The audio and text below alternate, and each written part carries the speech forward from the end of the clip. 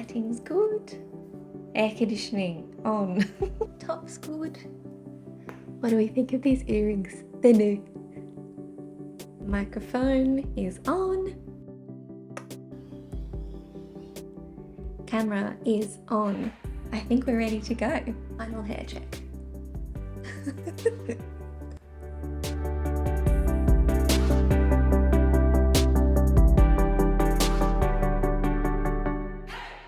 Hello and welcome to my knitting channel.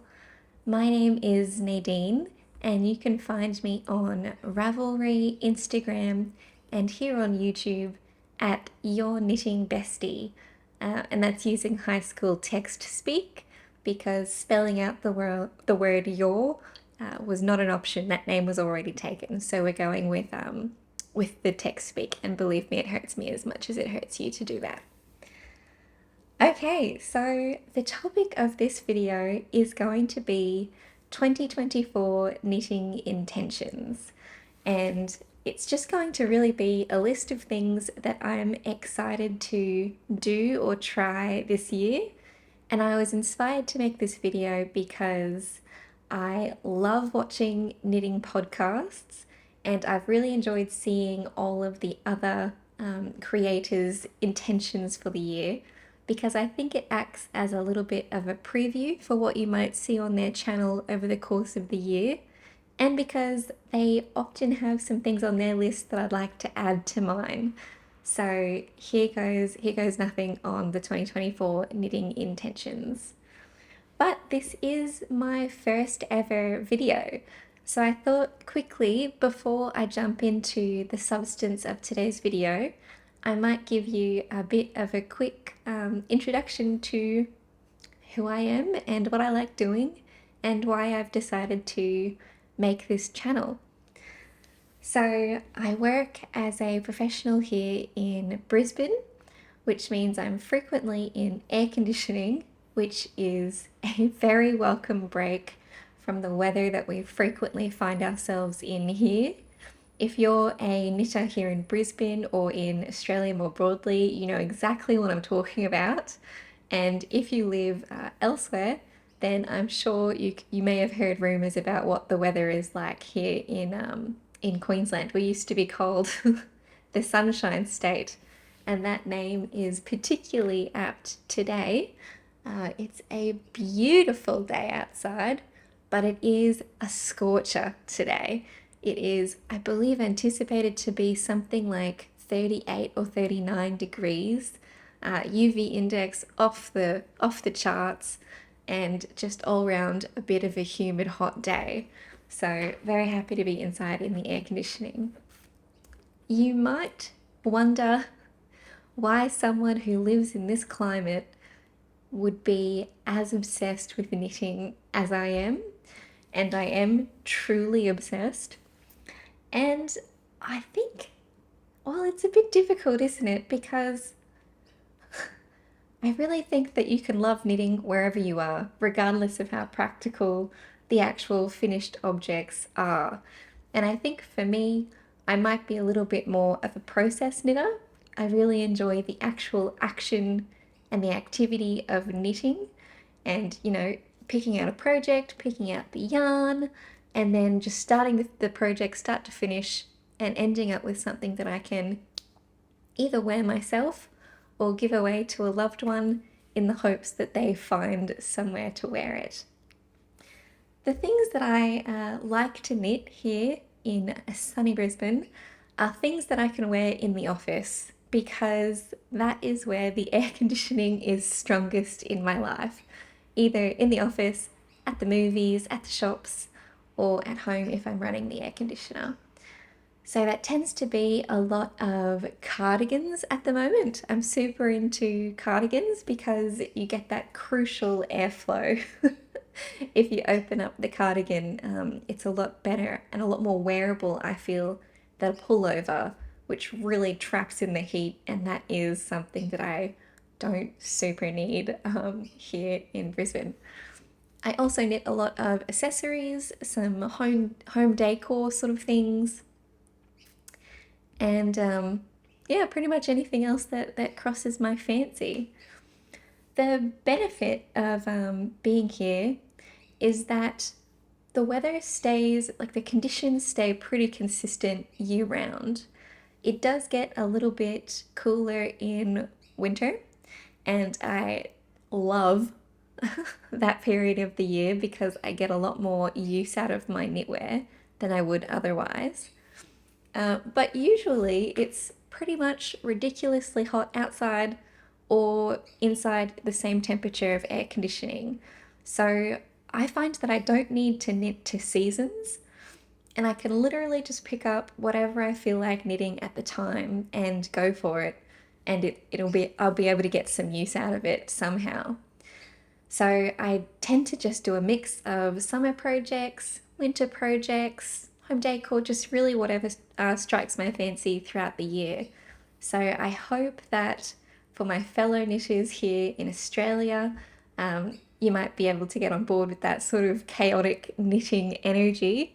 And for anyone who might be watching from overseas, perhaps this channel can give you some inspiration for the warmer months. I'm sure it'll be useful to you as well for the cooler weather, and it can serve as a reminder that the sun will come out again if you are in the depths of winter. Okay, do I need to say anything else about myself here? Oh, okay, color palette. I should probably tell you a little bit about the colors that I like to knit with. So, like, like the way I select my projects, it tends to be a little bit chaotic in terms of the colors I pick. I absolutely love really bright colors. The monkey in my brain who pulls the levers and makes my decisions for me really likes to buy bright, very colorful, variegated yarn. But I also like to knit with neutrals, as you can see today. So it's really a bit of a mix.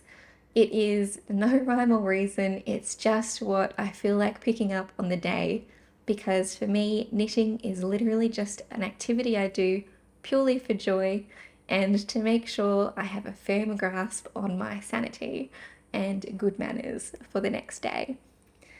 So that is a little taste of what you can expect from me. The reason I'm making these videos, which is a bit of an endeavor, there's a lot to learn for me, I think, which I find exciting and also a smidge overwhelming. But I decided to start making videos because, well, I had someone come up to me once and I was talking to them about my projects, which I'm sure everyone around me is sick of hearing because they're not as into knitting as I am at all. And they said to me that they wished they loved anything in their life as much as I love knitting. And that made me think that maybe that's something that I could share, because I think the world could always use more people talking about what they're passionate about, and that's something personally that I love to watch. I could be sitting with someone describing the driest technical information, and I would enjoy the experience as long as they enjoy the experience and they enjoy what they're talking about, they're passionate about it. So that's part of the reason, but the main reason I decided to do this is because I absolutely love watching knitting podcasts myself. I watch them every day. That's not that's not an exaggeration, although perhaps it sounds a little bit bad. Maybe I need some more varied material to watch. But I love watching them. They are fantastic. They're just such a soothing thing to have on in the background. I love that I have what feels like friends in different parts of the world, and the fact that we're all connected by our love of this wonderful craft. So those are the main reasons I decided to keep going with this project. And I am still learning. I bought a microphone, and that feels like a big deal because I was recording with just my earbuds and that sound really didn't work. So I've got that, but I'm sure there are a lot of other things that I need to learn. So please please have some patience with me as I learn how to do this on the go. But I figure done is better than perfect. Okay, so I hope that's enough of an introduction, and I'm sure we'll get to know each other a little bit more as I make future videos. So I thought I might now jump into the substance of the video, being 2024 knitting intentions.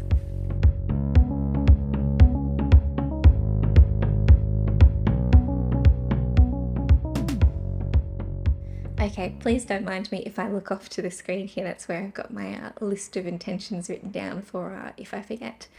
So as a bit of an introduction to this first one, I thought I might talk a little bit about what I'm wearing right now. So I'm sure for the experienced knitters out there, or even people who've just been on Knitstagram a little bit, you probably recognize this design. This is the Anker's summer shirt by PetiteKnit, and I knit this in Lionbrand Nuboo, which is a 100% lyocell fiber, which I understand is a cellulose fiber harvested from the pulp of bamboo.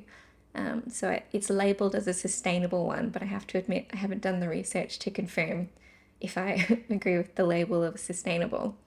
But I bought this yarn because it was a very affordable option for me to use. It was only, I think, $8 or $9 from Spotlight, which is the big, one of the big box craft stores here in Australia. And I bought it because at the time I was trying to be very careful with the resources that I was spending on knitting, and I could get a whole quantity for a top of this yarn for a very good price, and then I could use a little bit more to buy a couple patterns. that was my justification for the expense. And overall, I'm not displeased with how this sweater, this summer shirt came out, because it is pretty breathable as far as things go. It is difficult to wear any sort of knitwear directly outside, but for the office, this is a very good option. It's got a little bit of substance to it, so it keeps the air conditioner a little bit at bay. But it is breathable still for when I go outside for a coffee or to get some sun at lunchtime. It does still really work. But there are some difficulties with this yarn. And I totally expected that for yarn which was $8 or $9 for 100 grams. I didn't expect this to be the perfect yarn. And I kind of knew as soon as I picked up the yarn that it would probably pill a lot because it was so soft and beautiful to hold. And I just knew immediately that that would probably act against me in a couple ways. And I think that is correct, because I mean, this shirt has gotten a lot of love, so it's no surprise that there's some pilling, but it definitely is showing it around the friction areas. So under the arm and where I tuck in the front of the shirt for a bit of a French tuck, there's definitely some visible pilling around there. The other issue is how much it grows in blocking. And I knew that would be an issue with this fiber, and it's well documented on Ravelry and online as being something that you have to keep in mind for this fiber. So I think it was a little while ago and I wasn't great at taking notes, but I believe I sized down in the pattern to account for the fact that the yarn would grow quite a lot. So in conclusion, reasonably happy with this fiber, but I would love to really try another summer yarn or a hot weather fiber that I enjoy working with. So I've tried cotton, and I don't love working with cotton, to be completely honest. The lack of stretch in the fiber I find makes my hands hurt a little bit when I use it too much. And I don't find it actually to be as breathable as perhaps it's marketed as being online. It's just everywhere you look, it's kind of cotton is the summer fiber. For me, it's still pretty hot. It doesn't breathe as much as I thought it might. And that might just be because I haven't found the right cotton yarn. So if you have a favorite, please let me know below. I'm thinking I might try a cotton blend, maybe a blend with merino. The cotton merino from Knitting for Olive is one that I have on my hit list to try. But anyway, to articulate the actual intention, the intention is to find a summer yarn that I really like using. And actually, just to cap that off, I think it might be linen.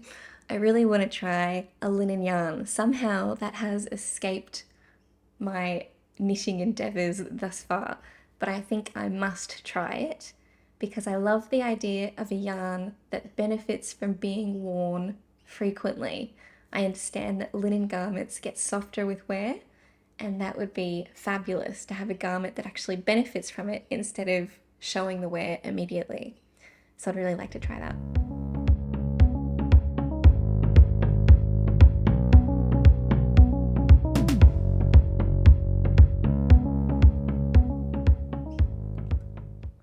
Oh, water break.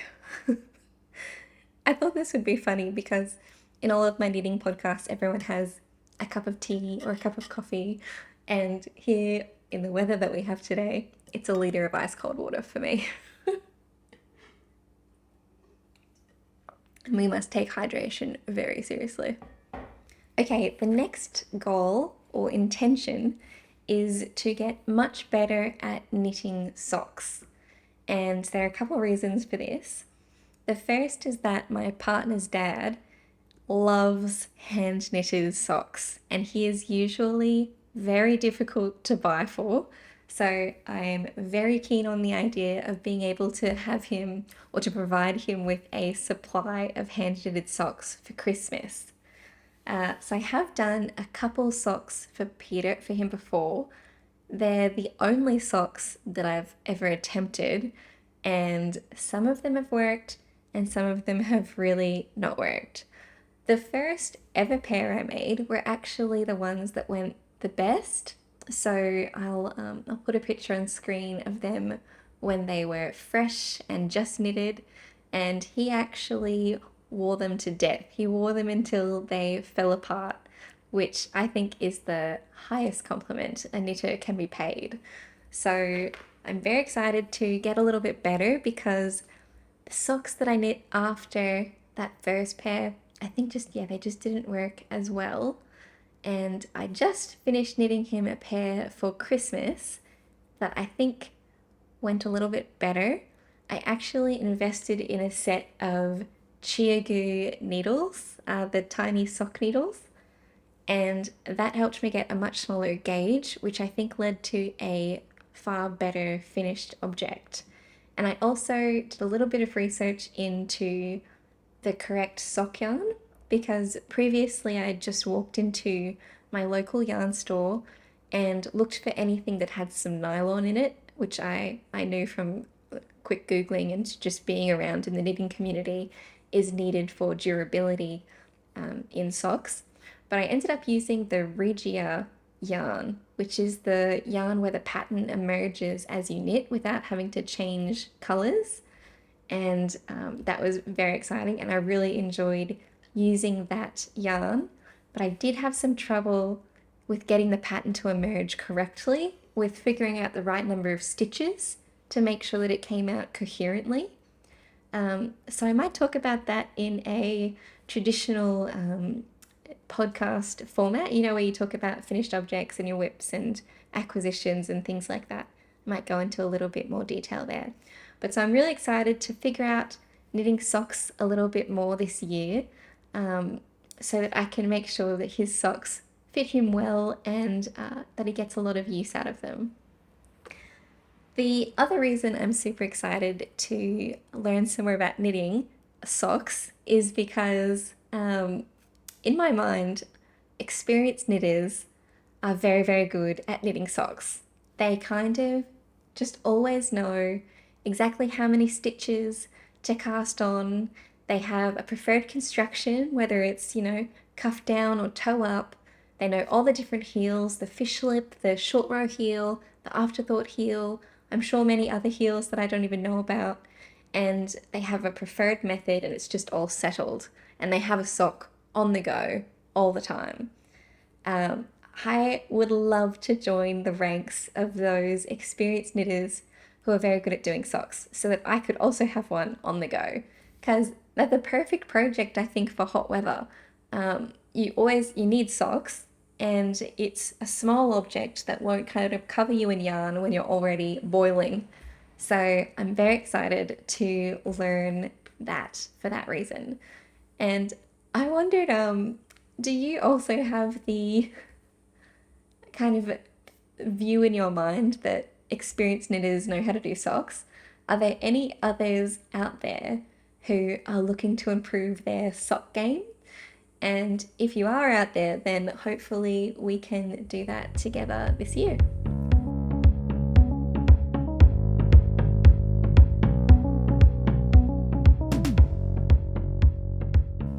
Okay, so the next goal I think is one that is probably on a lot of people's lists, and that is just to learn a couple new techniques. So I think this will happen naturally as I kind of look at different patterns over the course of the year, which call for different techniques and bind-offs and cast-ons and all of the rest of that sort of thing. But there's a couple in particular that I'd like to make sure I try this year. So the first is the Italian bind-off. I've actually been knitting for a really long, well, for me it feels like a very long time. I'm sure that there are other knitters who have been knitting for far longer than I have. But I've been knitting for probably over 10 years. But I, for some reason, have always used the same cast-off technique. I've always just done ribbing at the end of my garments and a traditional just bind off in pattern. And I have to say it's worked pretty fine for me. I haven't had many issues with it, but I'm interested to see if I learn a couple other methods, if it might elevate my garments into something that looks even more polished. So yes, as I said, the Italian bind off, which I keep hearing everyone talking about and I'm very curious, and also perhaps a folded hem and maybe even some different neckline options as well. I've done a couple folded collars, but not too many because the double layer of fabric might get a little bit hot. I don't know if that's just in my head or not. But I'm excited to try a couple more of those kind of cast on and finishing techniques. I'm also interested in learning a new stitch. So I saw something online that made me think that this might be a common goal for knitters in the new year, which is brioche. Is that true? Are there many other people out there who would like to learn brioche? For me, I'm pretty much interested just because everyone says it's difficult, or at least that's the perception I have, is that it's a difficult stitch. So I just feel like I have to learn it. I have to have it. I have to know whether it's worth learning, if it's worth having in your knitting arsenal, because I have to say I do love the way that brioche projects look, particularly the two-tone brioche projects. So I don't think I'll do a full brioche pattern because that might be a bit ambitious, not knowing even how to do the stitch as at the time I record this video. But I think I'll do a big swatch and use that as my opportunity to learn brioche. I think I might also do a little bit more colour work if I can. I don't want to jam too many things into my list of things to do because I'm just going to do it as I come to it. If I don't do it this year, then there's always next year. But I would like to do a little bit more colour work. I've only delved into it a little bit, again, because when you're carrying your floats at the back of the work, it creates a thicker fabric. And I have had this perception that's been a block in my mind that that is just not appropriate for this weather. But that is no longer the case, I think, because the air conditioning at my work is really, really cold. So long as they don't fix that, I can definitely afford to wear some thicker garments in the office. So I might give that a go. I've done one small project for, it was just an example project, so it's for a toddler. And wasn't using high contrast yarn, it was just some yarn I had in my stash that I thought I'd use to give it a go. And then I did one knitted tee with a simple colourwork motif across the yoke. And both of them were using the Strange Brew pattern by Tin Can Knits. So I'm definitely not excellent at doing the floats yet, but I think I might like to get a little bit better at that this year.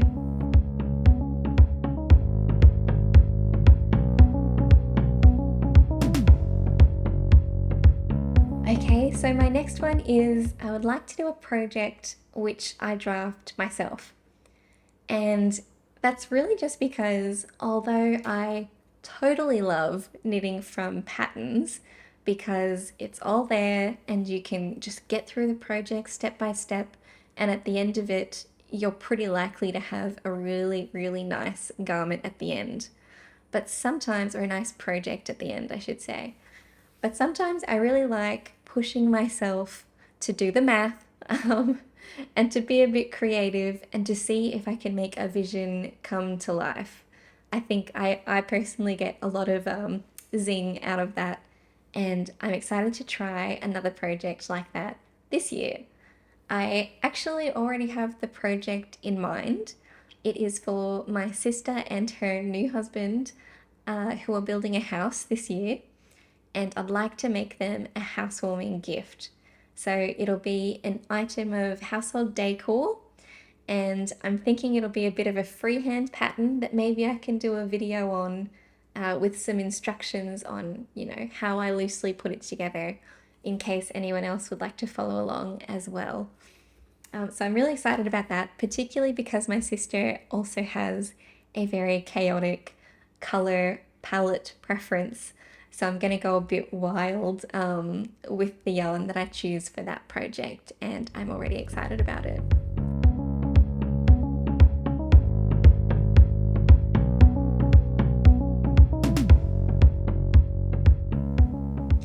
This next one I've already made a start on actually, and that is to try a new construction for garments. In particular, I'd like to try contiguous knitting or a contiguous construction of a garment. And by that I mean where you kind of knit in one direction and then you pick up stitches and you knit in a different direction. And I'm interested to see if that would lead to a better fit. And I have to say, I already have a project on the needles that uses contiguous knitting. It's the Rebel cardigan. And again, I might talk about it a little bit more in a traditional podcast format, but I can say that it is awesome. I'm really enjoying learning the different way of constructing the yoke. When I first read the pattern, I almost couldn't imagine in my mind how the pattern would come together to create a yoke, but it is stunning and such a smart way to put together a cardigan yoke. And the reason I was drawn to that pattern is because a lot of the projects on Ravelry said that it really did stay on the shoulders well. And that is a problem I've run into with my recent cardigan projects, just that they slip off all the time, which is fine. I mean, that's not really it's champagne problems, right? But it would be better if the garment stayed on your shoulders better. And this one, I think, looks like it will really do that. So I'm excited to finish that one and to try a couple different similar patterns or just patterns with different constructions this year.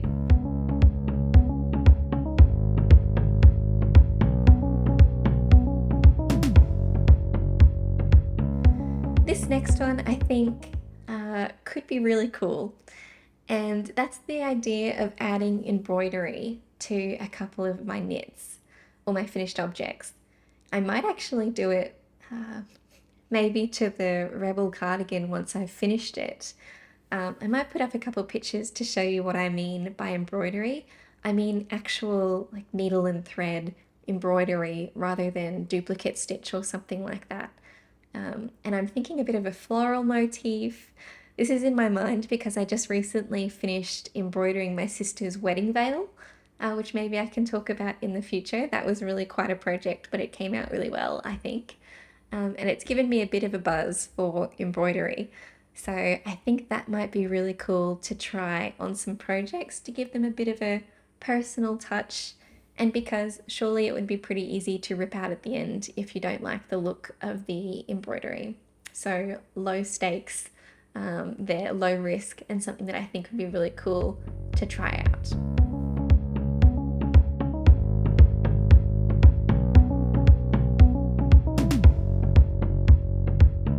My next intention is related to knitting, but more to these videos. I think there will be a lot to learn. There'll be a steep learning curve as I put out these videos, and it's something that I'm really excited to learn some more about. So the editing in particular, I think will probably need a little bit of work. I've had a little bit of a fiddle around with some test footage to see if I can put together a video that looks good and sounds okay and is interesting to watch. And it is really difficult. I've never attempted to do videos or editing or anything like that before, so there really is a lot to learn. But I hope that with a little bit of practice, my videos or the quality of my videos will improve. So I hope that you'll follow along as I get a little bit better at those things and have a little bit of patience with me while I figure it out at the start.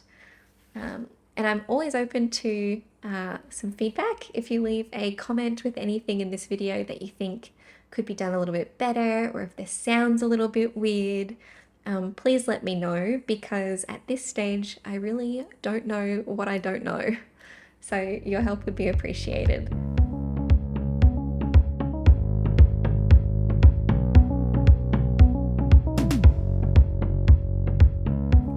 Okay, and finally, one of my intentions is just to continue knitting purely for the joy of it. I realized that, this is an activity that I really do just for myself, for the enjoyment of the activity. I don't really want to feel any obligation to knit. I've realized that if I'm knitting out of obligation, that really hits my knitting mojo a little bit and I lose enthusiasm for whatever project I'm making. And I also realized that knitting to deadlines probably isn't my thing. I have a lot of deadlines in my day job that are very important and have to be met all the time. So I like to take a bit of a looser approach with my own hobbies, which of course knitting is.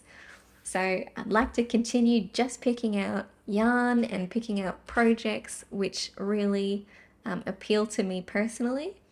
And yeah, just to continue creating for the joy of creating, which I think also is why I'll enjoy making these videos, because it's just another form of creating, which I think will be cool. Okay, so that is all of my knitting goals for 2024. My knitting intentions for 2024. I would love to know if you have also enjoyed seeing these 2024 intention videos, if you have any intentions you've set for yourself, or if you've gone the more specific route of setting some goals, or if you're just going with the flow this year. I'd be interested to know how you're planning to approach your knitting this year. Otherwise, I thank you so much for watching this video, particularly if you've lasted through to the end. Very impressive and very nice of you to click on a video that says episode 1 or first video or words to that effect. Thank you very much. I appreciate it. And if you've enjoyed this video at all, it would be wonderful if you would hit like. I understand from watching other knitting podcasts that would help this video. And if you are really feeling generous, I would be absolutely over the moon if you were to hit subscribe. so that we can hang out a little bit more in the future. And that's kind of why I chose the name Your Knitting Bestie. It's an invitation of friendship rather than a presumption, I hope. So I hope that this will be a space where we can just hang out and chat about knitting. Very low stakes, low pressure, just a hang for the thrill of talking about knitting. So thank you again, and I look forward to seeing you in the next one.